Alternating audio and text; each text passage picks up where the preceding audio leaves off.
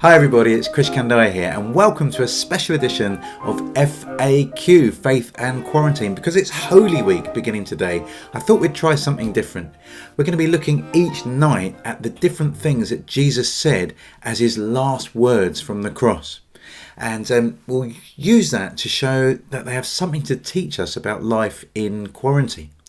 Maybe you're someone that's familiar with the Christian faith. Well, I hope this little series helps you find fresh value and beauty in these incredible things that Jesus said and helps us to understand why this is such a holy week, why it's so special as we build up to the death and resurrection of Jesus that we celebrate at the weekend.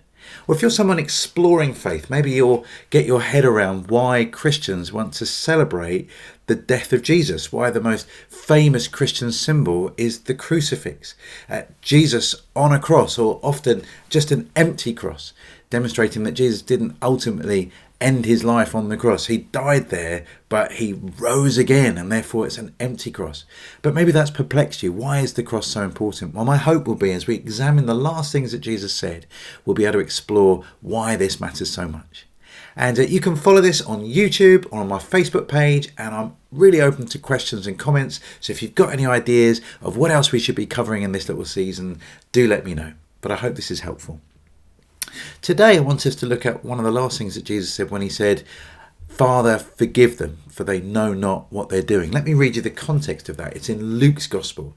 And Luke was a medical doctor who went around afterwards and carefully recorded all the details of what had taken place in Jesus' life, death and resurrection.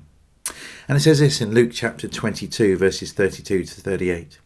"Two other men, both criminals, were also led out with him to be executed.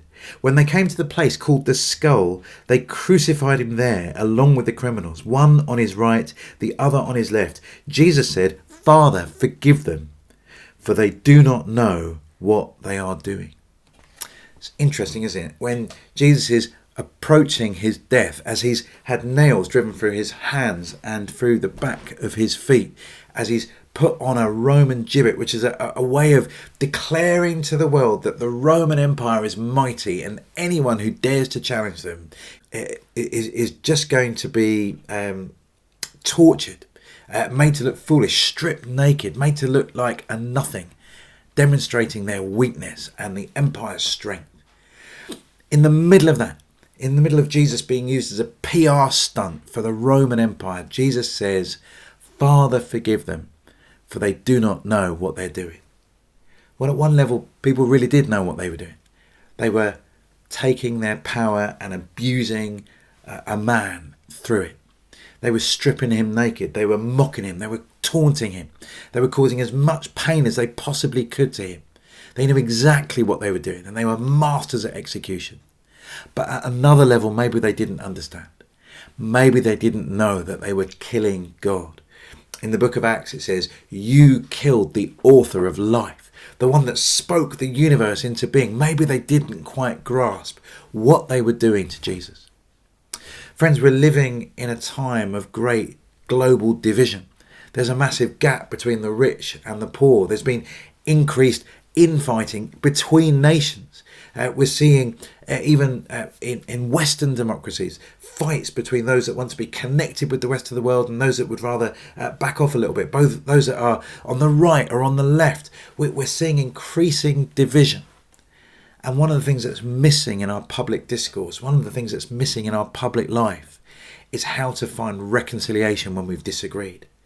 The UK's faced that in the Brexit conversation. The US has faced that in the election of Donald Trump. How do we find reconciliation after we've fallen out? That's a huge question that many of our nations need to discover. And sadly, we also need it in many of our families. Lockdown puts a lot of pressure on us about how we're going to live with one another. And I know I'm not often brilliant in those pressure situations, and it can bring out the worst in us. And we need to find reconciliation and forgiveness there too. Well, Jesus, in this moment of incredible pressure on him, shows us what it means to offer forgiveness, even to those who don't actually deserve it. Whenever I think of forgiveness, I think of a terrible photograph that took place in the Vietnam War It was of a young girl running in absolute terror from a napalm attack that had taken place in her village. Her name was Kim Phuc, and she was just, I think, 9 years old when that bomb dropped on her village. And she actually got to meet the person who dropped the bomb on her village, devastating her life and causing her great pain and many of her family and friends to be lost or badly injured. And she recounts in her own words how she came to the point of being able to forgive someone who had wreaked such terror and horror in her life. She says this: in Christmas 1982, I accepted Jesus Christ as my personal saviour. It was an amazing turning point of my life. God helped me to learn to forgive, the most difficult of all lessons. It didn't happen in a day and it wasn't easy, but I finally got it.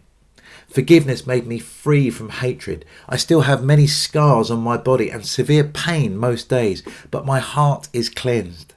Napalm is powerful, but faith, forgiveness and love are much more powerful. How about that? Here's someone who has every reason to be angry and bitter and to hate those that have caused her so much pain. But after an encounter with Jesus, the one who offers forgiveness to a world that has crucified him, Kim Phuc found out how she had power to forgive other people too. Maybe that's a lesson that you and I need in the middle of lockdown, in the middle of the pressure of coronavirus. Christians believe that as Jesus was dying on the cross, as he was crucified, he was securing our forgiveness from God. Christians believe that a lot of the ideas in the Old Testament were building up to this moment. That on behalf of the nation of Israel, for example, it wasn't unusual during Passover for there to be a scapegoat, a goat in which the chief priest would lay hands and then confess the sins of all the nations on it. And then the goat would be released into the wilderness and symbolically carrying the weight of the sins of Israel far away from it, as far as the east is from the west. So God was going to separate the sin of his people from them so that he could offer them forgiveness. And Christians believe that Jesus is our scapegoat. He's the means by which God puts all of his punishment and anger and wrath on Jesus instead of us. And so as Jesus was offering forgiveness to those who were crucifying him, he was doing two things. He was securing that forgiveness to be made possible by him taking the punishment in our place. But he was also modelling to us the way that Christians need to live. Friends, I know this is really tough, and I have no right to ask anyone to forgive some terrible things that might have happened to you. All I can do is point you to the story of Kim and to point you to the story of Jesus. Here are two people that demonstrate the power of forgiveness, the releasing power of forgiveness that can offer you and those that have sinned against you great hope in these days. Each day we're going to be looking at how one of these last words from Jesus might help us in these trying days of the coronavirus. And I think this idea that we're being invited into the adventure and the challenge of forgiveness through Jesus's example is quite a useful one for us right now. Maybe there are people that you need to take a moment and ask forgiveness from. Maybe there are people that you and I need to find a way to forgive for how they've treated us. It's hard, isn't it? Without the power of forgiveness, hatred can eat us up and begin to destroy us. It can attack our hearts. It's a really horrible form of heart disease that begins to eat away at who we are. And God wants to release us from that. So he challenges us to follow the example of Jesus and offer forgiveness to the world. I'd love for you to join me again tomorrow as we explore another one of Jesus' last words from the cross. Tomorrow we'll be looking at Jesus' call to adoption. Even on the cross, there's something powerful about the relationships that Jesus is able to put right, even as he dies on the cross. So I'd invite you to come and join me there tomorrow. If you've got an inspiring story of forgiveness that you would like to share, please leave it as a comment, either on YouTube or on Facebook. And if this is helpful to you, please pass it on to other people so it might help them too. Thank you very much for listening. Have a great rest of your day.